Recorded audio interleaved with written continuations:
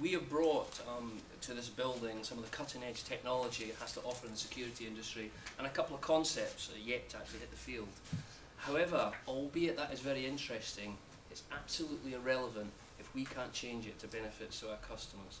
So the reason I said what I said before is this is not the end of a journey by any means. This has given us a phenomenal base to move on, and the journey really starts now. So the challenge for us as an organisation is to use that technology, is to move our industry forward, and is to reach out to our customers and understand what they want. My argument would be this is not just a UK and Ireland event. On the Tyco scale, I think it's a worldwide event. I think we're being watched from afar, and from an industry, security industry, I would also debate that people are interested to see where this goes. But just to kind of underpin us and how big this is for us as an organisation, Naren has travelled all the way across from the United States. Naren is the president of Tyco Security Solutions, covering us from a worldwide perspective. And Naren is graciously going to give us five minutes. I've just given us a quick overview of how he actually sees both Tyco and this event from a worldwide perspective. So, Naren? Great, thanks, Andy. I've got a couple slides here, so I'll see if I can advance some things here. If that doesn't work, I'll do it this way. As Andy mentioned, I'm just going to give a quick overview of Tyco International and how the company is and who we are and what we do, and then talk a little bit more about Tyco Security Solutions, the business I have responsibility for, and then I'll make a couple comments on the UK, and then really turn things back over to Andy, who can give a lot more details on our UK business and how this new facility really fits in to our UK strategy. Tyco International is about a $17 billion company. Large global multinational company. We've got about 100,000 employees around the world, operate in 60 different countries. We've got three kind of focus areas: a security business, a fire protection business, and a flow control business, and I'll talk a little bit more about that. But we also have a huge commitment to technology.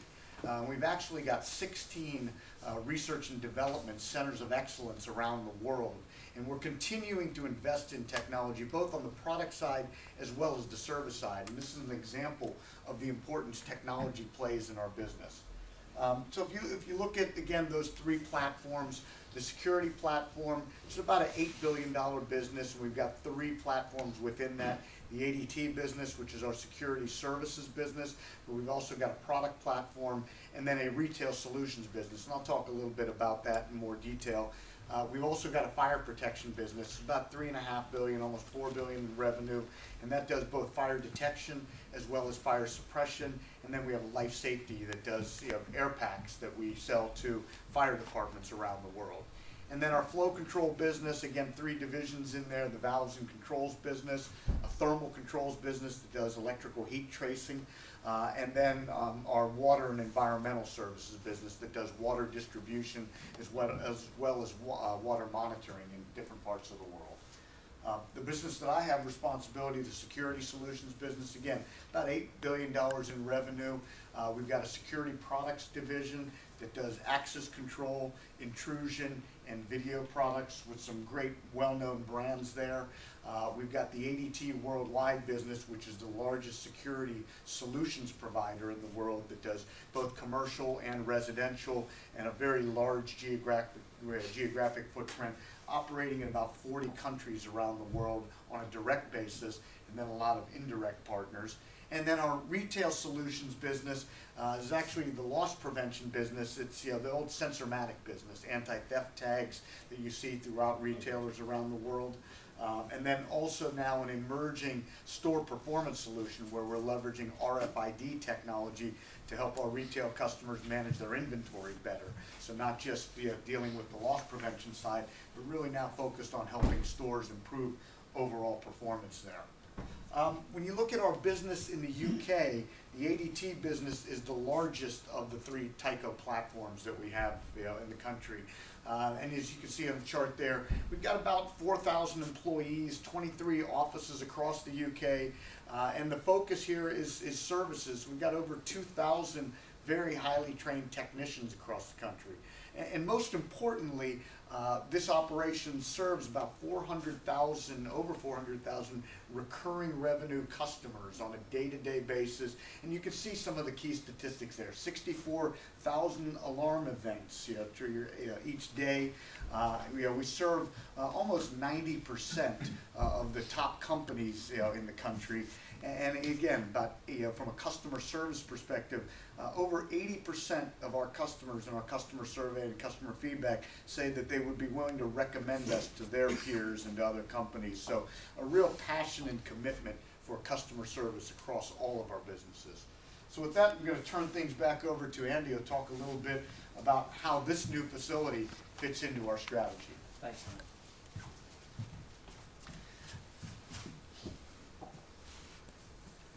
Moving on.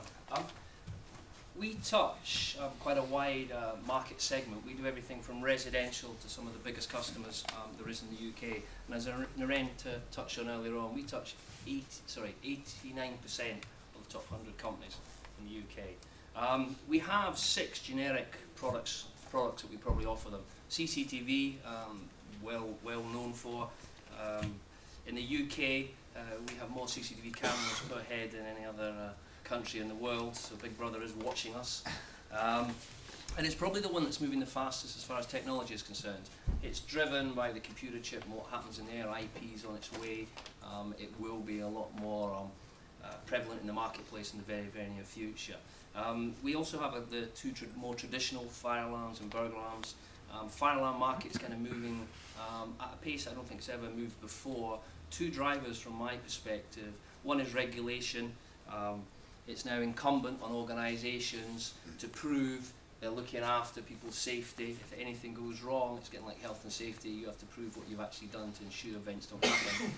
And also the fire brigade. The fire brigade are now looking at fire alarm companies and customers and threatening, I'm using the word lightly just now, to charge people for false alarms. So it's made our market move in a different direction where it probably wasn't before.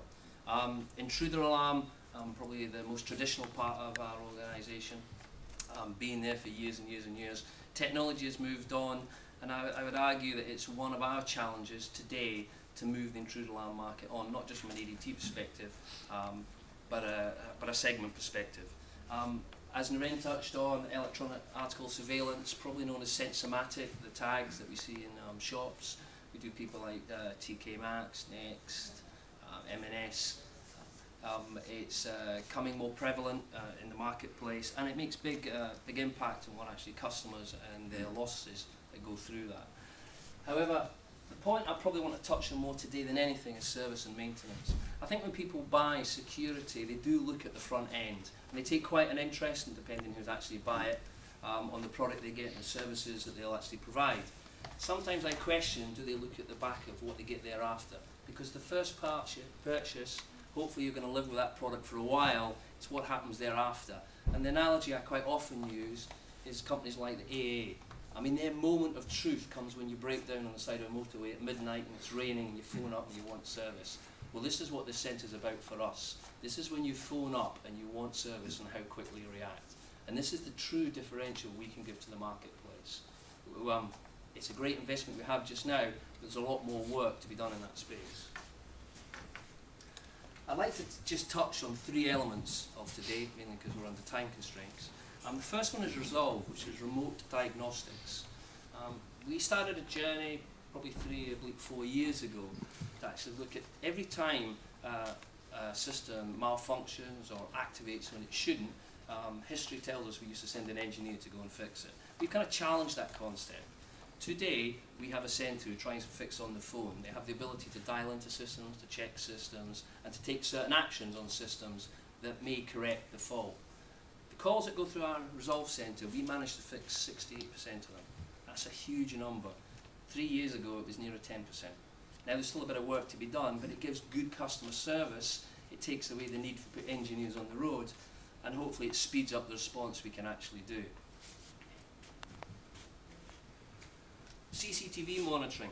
Hopefully today when you walk around you'll take an opportunity to look at our CCTV monitoring.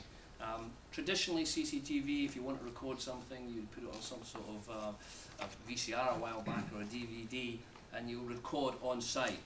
The other option you had was probably to employ guards to actually walk around the site and react when the CCTV goes off. However, nowadays, as an intermediate step, we'll monitor your CCTV monitoring for you.